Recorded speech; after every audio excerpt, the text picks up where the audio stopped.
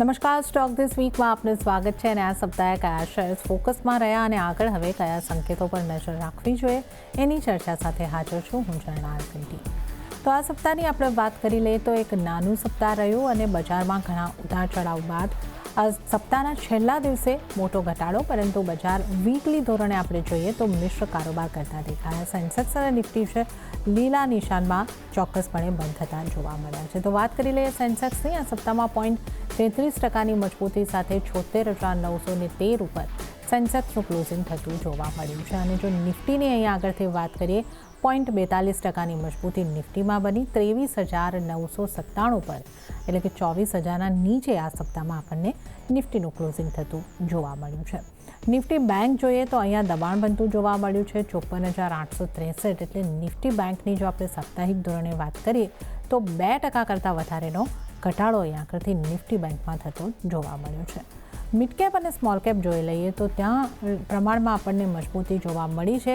Mid કેપનું closing જે છે 0.69% મજબૂતી સાથે 59,784 પર થયું છે. અને સ્મોલ કેપની વાત કરીએ તો ત્યાં 2% સારી મજબૂતી સાથે 18,007 ઉપર નિફ્ટી સ્મોલ કેપનું ક્લોઝિંગ થતાં આપણે જોઈ શકીએ છીએ.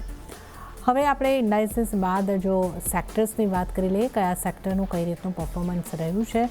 મોટાભાગના સેક્ટર સાપ્તાહિક ધોરણે મજબૂત રહ્યા છે, જેમાંથી Nifty oil and gas top sector રહ્યું છે 3.20%ની મજબૂતી, નિફ્ટી ફાર્મામાં 3%ની અને નિફ્ટી આઈટીમાં 3.25%ની મજબૂતી જોવા મળી છે. તો હેલ્થકેરની જો વાત કરીએ તો ત્યાં 2.39%ની એક મજબૂતી સાથે આ ઇન્ડેક્સમાં કામકાજ આ સપ્તાહ દરમિયાન થતા જોવા મળ્યા છે.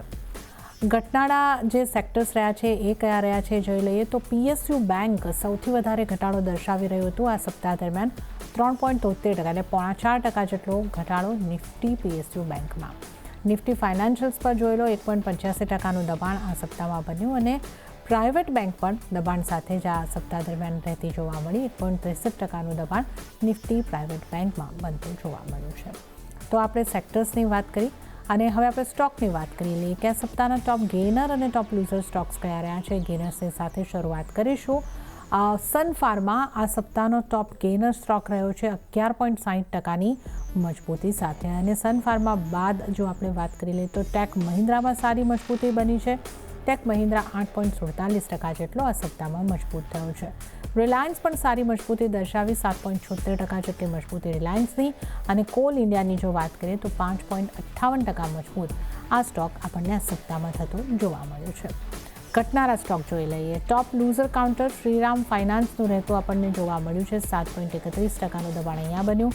એક્સિસ બેંકમાં 7.15%નું દબાણ. ઇન્ડગ્રોબ એવિએશન ઇન્ડિગોનું કાઉન્ટર આપણને 5% જેટલું નબળું પડતું દેખાયું છે અને આઈસીઆઈસીઆઈ બેંકમાં 0.5%નું દબાણ આ સપ્તાહ દરમિયાન બનતું જોવા મળ્યું છે. તો આ નિફ્ટીના ગેઇનર્સ અને લૂઝર્સ પણ જોઈ લીધા. હવે આપણે આવતા સપ્તાહની તૈયારી કેવી કરવી એની ચર્ચા કરીશું અને આ માટે એસએસજી ફાઇનાન્સના વિરલ છેડા આપણી સાથે જોડાઈ ગયા છે.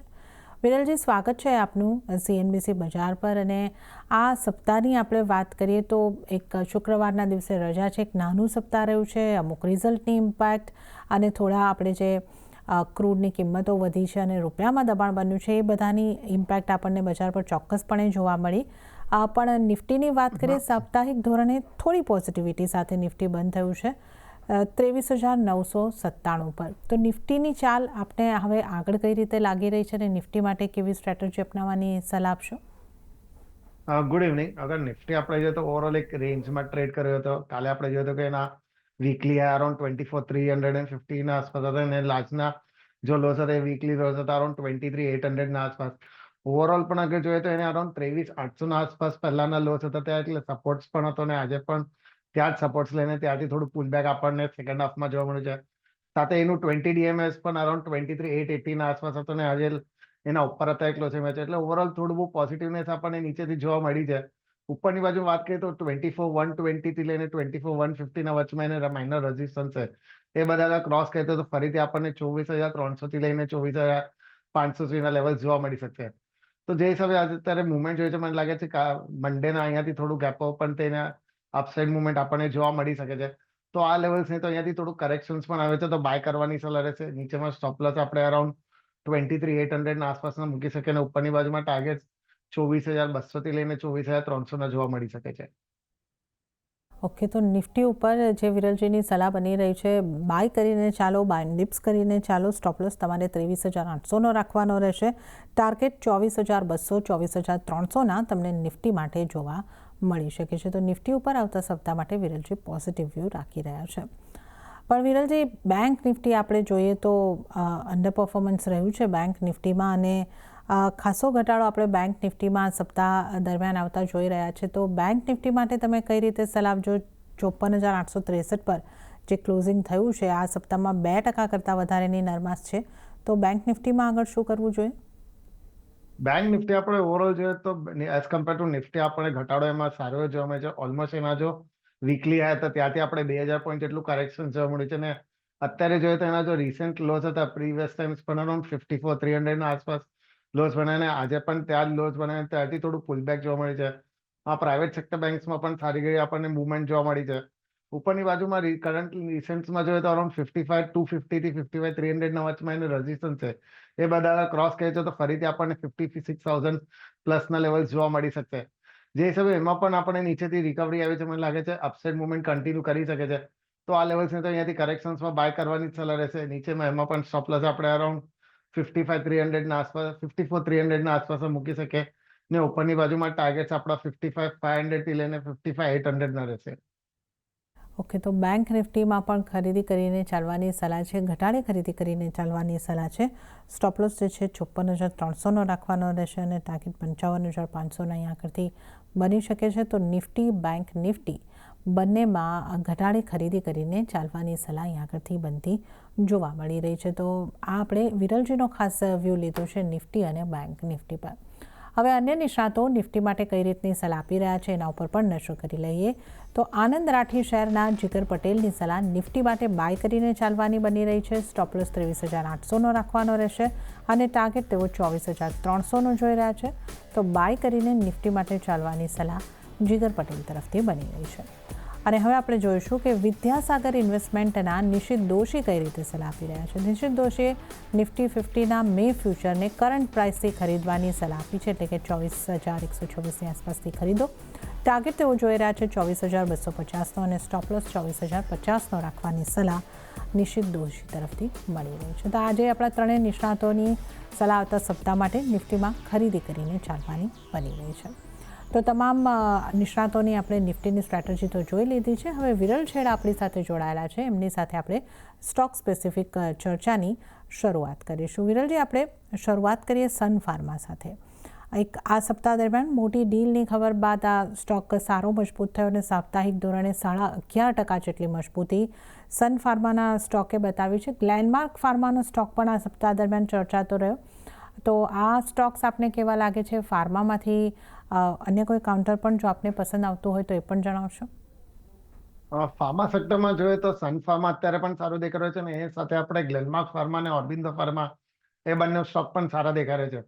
અગર પહેલા સન ફાર્માની આપણે વાત કરીએ તો આપણે જોઈ શકીએ છીએ કે એનો રિસન્ટ લોસ અરાઉન્ડ 1,600ના આસપાસ હતો અને આ સપ્તાહ પણ આપણે એના આસપાસ લોસ બનાવ્યા. ત્યાંથી આપણે પુલબેક પણ સારી જોઈએ છે. સાથે એના જો વીકલી 20 અને 50 વીકલી મૂવિંગ એવરેજીસ છે એના ઉપર અત્યારે ક્લોઝિંગ આપ્યું છે અને વોલ્યુમ્સ પણ સારા વધી રહ્યા છે. ઉપરની બાજુમાં એને અરાઉન્ડ 1845ના આસપાસ એક રેઝિસ્ટન્સ છે. અગર એ બધા ક્રોસ કરે છે તો ફરીથી મારા હિસાબે 1950 થી લઈને 2,080ના લેવલ આવી શકશે. જે હિસાબે સ્ટ્રક્ચર ટ્રેડ થઈ રહ્યું છે મને લાગે છે અહીંયાથી અપસાઇડ મુવમેન્ટ હજી કન્ટિન્યુ કરી શકે છે.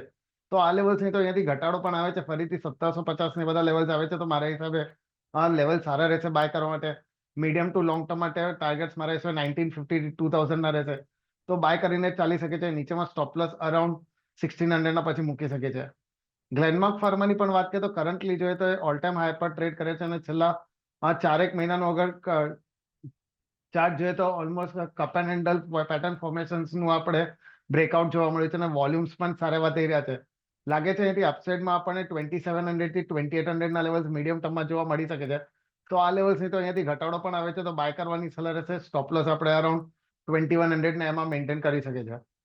ઓર્બિંદો ફાર્માની પણ વાત કરીએ તો આજે આપણે 0.5% જેટલો આપણે કરેક્શન જોવા મળ્યું છે, પણ ઓવરઓલ એના જો લાસ્ટ 6 મંથ થી 8 મંથ્સનો અગર ચાર્જ જોઈએ તો સારું એવું બ્રેકઆઉટ છે અને વોલ્યુમ્સ પણ અત્યારે સારા વધી રહ્યા છે. ઉપરમાં 1450ના આસપાસ એક રેઝિસ્ટન્સ છે, એ બધા ક્રોસ કરે છે તો ફરીથી 1,550 થી 1,600ના લેવલ આવી શકે છે. તો ઓવરઓલ કાઉન્ટર્સ આપણને સારું દેખાઈ રહ્યો છે. અહીંયાથી ઘટાડો આવે છે ફરીથી અરાઉન્ડ 1300 કે 1320 સુધીમાં, તો બાય કરવાની સલાહ રહેશે. સ્ટોપ લોસ આપણે નીચેમાં 1250 ના આસપાસ મેન્ટેન કરી શકીએ. ઓકે, તો સન ફાર્મામાં ખરીદી કરીને ચાલવાની સલાહ 17,050ની આસપાસથી, સ્ટોપ લોસ 1600નો અને 1950ના ટાર્ગેટ અહીંયા આગળથી બની શકે છે. આ ઉપરાંત ગ્લેનમાર્ક ફાર્મા અને ઓર્બિંદો ફાર્મા ઉપર પણ પોઝિટિવ વ્યૂ બની રહ્યો છે. ગ્લેનમાર્ક ફાર્માની જો વાત કરીએ તો 2700-2800ના ટાર્ગેટ, 2100નો સ્ટોપ લોસ, અને ઓરો ફાર્માની જો આપણે અહીંયા આગળથી વાત કરી લઈએ તો અહીંયા પણ ખરીદારી કરવાની સલાહ છે. 1250નો સ્ટોપ લોસ, 1500-1600ના ટાર્ગેટ ઓરો ફાર્મા, ઓર્બિંદો ફાર્મામાં બનતા જોવા મળી શકે છે. તો આપણે અહીંયા ફાર્મા સ્ટોક્સની ખાસ વાત કરી છે. ત્યારબાદ વિરલજી, આઈટી સેક્ટરની અને એના સ્ટોકની વાત કરી લઈએ. આ સપ્તાહમાં અહીંયા એક મજબૂતી આવતી જોવા મળી છે અને ટેક મહિન્દ્રાના કાઉન્ટરમાં સારી એવી મજબૂતી સપ્તાહ દરમિયાન 8.5% જેટલી મજબૂતી દર્શાવી છે. અને ત્યારબાદ TCSના કાઉન્ટરમાં 3.25%ની મજબૂતી રહી છે. મિડકેપ આઈટીના અમુક કાઉન્ટર્સ પણ સારી મજબૂતી દર્શાવી રહ્યા હતા. તો આઈટીમાંથી કયા કાઉન્ટર તમને સારા લાગી રહ્યા છે? કયા સ્ટોક પર આપની કોઈ રીતની સલાહ બનશે? ઓવરઓલ આઈટી કાઉન્ટર્સ છે તો અત્યારે પણ એક રેન્જમાં ટ્રેડ કરે છે. અગર ટેક મહિન્દ્રાની પણ વાત કરીએ તો ઉપરમાં એને અરાઉન્ડ 1530 ના આસપાસના રેઝિસ્ટન્સ છે અને નીચેમાં જોઈએ તો 1300 આસપાસના સપોર્ટ છે. એટલે અત્યારે પણ એક રેન્જમાં ટ્રેડ કરે છે. ઓવરઓલ કાઉન્ટર સારું દેખાઈ રહ્યું છે. વોલ્યુમ્સ પણ સારા એવા થઈ રહ્યા છે. આ 1530 ના બધા લેવલ ક્રોસ કરશે ત્યાર પછી આપણને અપસાઇડ મુવમેન્ટમાં 1600 થી લઈને 1650 સુધીના લેવલ્સ મીડિયમ ટર્મમાં જોવા મળી શકે છે. અને અગર લોંગ ટર્મ માટે કોઈ રાખે છે તો 1800 પ્લસના લેવલ્સ પણ આવી શકે છે. તો મારા હિસાબે થોડું વેઇટ કરવાની સલાહ રહેશે. 1530 ને બધા ક્રોસ કરે ત્યાર પછી બાય કરી શકે છે. સેકન્ડ TCS ની પણ અગર વાત કરીએ તો અત્યારે જોઈએ તો એ પણ એક રેન્જમાં છે. નીચેમાં એને અરાઉન્ડ 2350 થી 2320ના વચમાં સપોર્ટ છે. અગર એ બધા બ્રેક કરે છે તો થોડું બહુ કરેક્શન હજી આપણને જોવા મળી શકશે. તો ઓવરઓલ કાઉન્ટર અત્યારે પણ એક રેન્જમાં છે. ઉપરમાં જ્યારે પણ આ 2630 ને બધા લેવલ ક્રોસ કરશે ત્યાર પછી અપસાઇડમાં આપણને 2770 થી લઈને 2900 ના લેવલ આવી શકે છે. તો ઓવરઓલ કાઉન્ટર્સમાં અત્યારે વેટ એન્ડ વોચ કરીને આપણે જોઈ શકીએ છીએ. કરન્ટલી અગર કોને બાય કરો તો મારા હિસાબે ઇન્ફોસિસ શોર્ટ ટર્મ માટે કોઈ બાય કરી શકે છે. અત્યારે જોઈએ તો એ રેન્જમાં રેન્જ બ્રેકઆઉટ મળ્યું છે. છેલ્લા 3 દિવસથી જોઈએ તો વોલ્યુમ્સ પણ એમાં સારા એવા થઈ રહ્યા છે. નીચેમાં 1140 ના આસપાસના સપોર્ટ છે. આ લેવલ્સ પર બાય કરવાની સલાહ રહેશે. ઉપરમાં આપણને 1220 થી લઈને 1250ના લેવલ જોવા મળી શકશે. સૌથી પહેલાં આપના ટ્રેડિંગ કોલ્સ જાણી લઈએ. તો કયા સ્ટોક પર બની રહી છે તમારી પસંદગી? મારા પસંદગી બે સ્ટોક છે. બંને મીડિયમ ટુ લોંગ ટર્મ માટે રહેશે. પહેલું KSC હેલ્થ પર છે, કાવેરી સીડ્સ પર છે. ઓવરઓલ આપણે એના જો લો રિસન્ટ લોસ હતા એ અરાઉન્ડ 700 ના હતા ને ત્યાંથી આપણે જોઈ શકીએ છીએ કે ઓલમોસ્ટ 40-50% આપણને અપસાઇડ મુવમેન્ટ જોવા મળી છે. અને છેલ્લા 10-15 દિવસનું રેન્જ બ્રેકઆઉટ આપણને જોવા મળે છે. વોલ્યુમ્સ પણ સારા એવા થઈ રહ્યા છે અને એવરેજીસના ઉપર ટ્રેડ કરે છે. લાગે છે અહીંયાથી અપસાઇડ મુવમેન્ટ હજી કન્ટિન્યુ કરી શકે છે. તો 900 ના સ્ટોપ લોસ આ લેવલ્સ પર બાય કરવાની સલાહ રહેશે. અને ઉપરની બાજુમાં ટાર્ગેટ આપણે 1100 ના જોઈ શકીએ છીએ. સેકન્ડ પિક મારી કોલ ઇન્ડિયા પર રહે છે. ઓવરઓલ જોઈએ તો એ અત્યારે ઓલ ટાઈમ હાઈ પર ટ્રેડ કરે છે અને રિસન્ટલી એના 5 to 10 વીક્સનું જો ચાર્ટ જોઈએ તો એ પણ રેન્જ બ્રેકઆઉટ આપણને જોવા મળે છે. વોલ્યુમ્સ પણ છેલ્લા ઘણા સપ્તાહથી સારું એવું થઈ રહ્યું છે. લાગે છે અહીંયાથી અપસાઇડ મુવમેન્ટ હજી આ કન્ટિન્યુ કરી શકે છે અને લાંબા સમયમાં આપણને 600 સુધીના લેવલ જોવા મળી શકે છે. તો આ લેવલ્સ પર બાય કરવાની સલાહ રહેશે. નીચેમાં સ્ટોપ લોસ અરાઉન્ડ 420 ના મૂકવાના રહેશે. ઓકે, તો અહીંયા આગળથી બે જે ખાસ કરીને જે વિરલજીના પસંદગીના સ્ટોક અહીંયા આગળથી બની રહ્યા છે એના ઉપર નજર કરી લઈએ. કાવેરી સીડમાં ખરીદારી કરીને ચાલવાની સલાહ બની રહી છે. કાવેરી સીડને માટે સ્ટોપ લોસ જે તમારે ધ્યાને રાખવાનો રહેશે 900નો અને 1100ના ટાર્ગેટ માટે તમે કાવેરી સીડમાં ખરીદારી કરીને ચાલો. અને ત્યારબાદ જે વિરલજીને પસંદ આવી રહ્યો છે સ્ટોક એ છે કોલ ઇન્ડિયા. ખરીદારી કરીને ચાલવાની સલાહ અહીંયા આગળ પણ બની રહી છે. 420નો સ્ટોપ લોસ અને 600ના ટાર્ગેટ માટે કોલ ઇન્ડિયાને પણ ખરીદીને ચાલો. તો આ બે અહીંયાથી ટ્રેડિંગ કોલ્સ આવતા સપ્તાહ માટે વિરલજીના બની રહ્યા છે. ત્યારે વધુ સ્ટોક્સની અહીંયા આગળથી આપણે ચર્ચા કરી લઈએ. વિરલજી, જે સૌથી વધારે દબાણ આપણને દેખાયું બેંક નિફ્ટીમાં દેખાયું, બેંક્સની અંદર દેખાયું, એક્સિસ બેંક 7%થી વધારે આ સપ્તાહ દરમિયાન આપણને તૂટતો દેખાયો છે, દબાણ દર્શાવતો દેખાયો છે. આ ઉપરાંત PSU બેંક્સમાં પણ ઘણી બધી બેંકની અંદર ઘટાડો આપણને જોવા મળ્યો છે. અને ઇન્ડિયન બેંક 6.5% જેવો નરમાશ સાથે આપણને બંધ થતી જોવા મળી. SBI લગભગ 3% સાપ્તાહિક દબાણ. પણ પ્રાઇવેટ બેંકમાંથી ઇન્ડસઇન્ડ બેંક એક મજબૂત રહેતી આપણને જોવા મળી છે. ત્યાં 7% જેવી સારી મજબૂતી જોવા મળી. તો બેન્કિંગ કાઉન્ટર્સને કેવી રીતે જોવા જોઈએ અને બેંક કાઉન્ટર્સમાંથી કોઈ કાઉન્ટર પર આપની કોઈ સલાહ બનશે? ઓવરઓલ બેન્કિંગ સેક્ટર છે તો અત્યારે થોડું મિક્સ ટ્રેડિંગ થઈ રહ્યો છે. પ્રાઇવેટ સેક્ટર બેંક્સમાં આપણને થોડી બહુ અપસાઇડ મુવમેન્ટ જોવા મળી શકે છે as compare to PSU banks. PSU બેંક્સમાં જોવા જઈએ તો થોડું બહુ પ્રોફિટ બુકિંગ આપણને જોવા મળી શકે છે. તો ઓવરઓલ મને લાગે છે અહીંયાથી થોડું હજી કરેક્શન આવી શકે છે, પણ ઓવરઓલ અહીંયાથી વધવાના ચાન્સીસ વધારે દેખાઈ રહ્યા છે. પીએસયુ બેંક આમાં પ્રાઇવેટ સેક્ટર બેંક્સમાં જોઈએ તો ઇન્ડસઇન્ડ બેંકની વાત કરીએ તો આપણે અત્યારે જોઈએ તો રિસેન્ટલી ઓલમોસ્ટ એના 2 મંથ્સના હાઈસ પર ટ્રેડ કરે છે અને વોલ્યુમ્સ પણ સારા થઈ રહ્યા છે. લાગે છે ફરીથી ઉપરમાં 960 થી 980 સુધીના લેવલ્સ આવી શકે છે. તો આ લેવલ્સ ને તો ઘટાડે પણ બાય કરીને ચાલી શકે છે. નીચેમાં સ્ટોપ લોસ આપણે અરાઉન્ડ 870 ના આસપાસ એમાં સ્ટોપ લોસ મૂકી શકીએ છીએ. સેકન્ડ જોઈએ તો મને એચડીએફસી બેંક પણ થોડું સારું દેખાઈ રહ્યું છે. હાલાકી થોડું ઘટાડો થઈ ગયો છે આપણને આજે જોવા મળ્યું છે, પણ એના જો રિસન્ટ ક્લોઝ હતા એના આસપાસ જ અત્યારે ટ્રેડ કરે છે. લાગે છે અહીંયાથી અપસાઇડ મુવમેન્ટ એમાં આવી શકે છે. તો આ લેવલ્સ પર બાય કરવાની સલાહ રહેશે. નીચેમાં સ્ટોપ લોસ અરાઉન્ડ 750 ના આસપાસ મેન્ટેન કરી શકે છે. ઉપરમાં ટાર્ગેટ્સમાં આપણને 820 થી 840 સુધીના લેવલ જોવા મળી શકશે. ઓકે, તો અહીંયા આગળથી બેંક્સમાંથી ઇન્ડસઇન્ડ બેંક પર ખરીદારી કરવાની સલાહ બની રહી છે. 960ના ટાર્ગેટ બની શકે છે. 870નો સ્ટોપ લોસ તમે ધ્યાને રાખો. અને આ સાથે જ એચડીએફસી બેંકને પણ ખરીદીને ચાલી શકો છો. 750નો સ્ટોપ લોસ અને 820થી 840ના ટાર્ગેટ અહીંયા આગળથી એચડીએફસી બેંકમાં પણ તમને જોવા મળી શકે છે. તો આપણે બેંક્સની વાત કરી. હવે આપણે જે ફાઇનાન્શિયલ સર્વિસીસને લગતા સ્ટોક છે એ પણ આ સપ્તાહમાં ફોકસમાં રહેતા દેખાયા. જ્યાં શ્રીરામ ફાઇનાન્સમાં બહુ જ મોટો 7-7.5% ઘટાડો સાપ્તાહિક ધોરણે જોવા મળ્યો છે. તો આ સ્ટોક કે અન્ય કોઈ ફાઇનાન્સ સર્વિસીસને લગતા સ્ટોકમાંથી આપની સલાહ બનશે વિરલજી?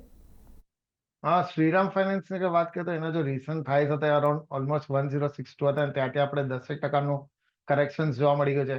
એપ્રિલ મહિનાનો જો એનો ગેપ ઓપન થયો હતો અરાઉન્ડ 930 થી લઈને 975 નો એ ગેપ આજે ફિલ થઈ ગયો છે. ને નીચેના ત્યાંથી લેવલ્સથી આપણને થોડું પુલબેક પણ જોવા મળ્યું છે. હવે આજના જો લોસ છે અરાઉન્ડ 920 ને બધા અગર હોલ્ડ રહે છે તો મને લાગે છે અહીંયાથી ફરીથી અપસાઇડ આવી શકે છે અને ફરીથી આપણને 1100 પ્લસના લેવલ્સ જોવા મળી શકે છે મીડિયમ ટર્મમાં. તો ઓવરઓલ થોડું વેઇટ કરવાનું રહેશે. અગર ઉપરમાં જ્યારે પણ આ 980 ને બધા લેવલ્સ ક્રોસ કરે ત્યાર પછી બાય કરવાની સલાહ રહેશે. 920 ના આસપાસ પછી સ્ટોપ લોસ મૂકી શકે અને અપસાઇડમાં આપણને 1100 સુધીના આમાં લેવલ્સ જોવા મળી શકશે.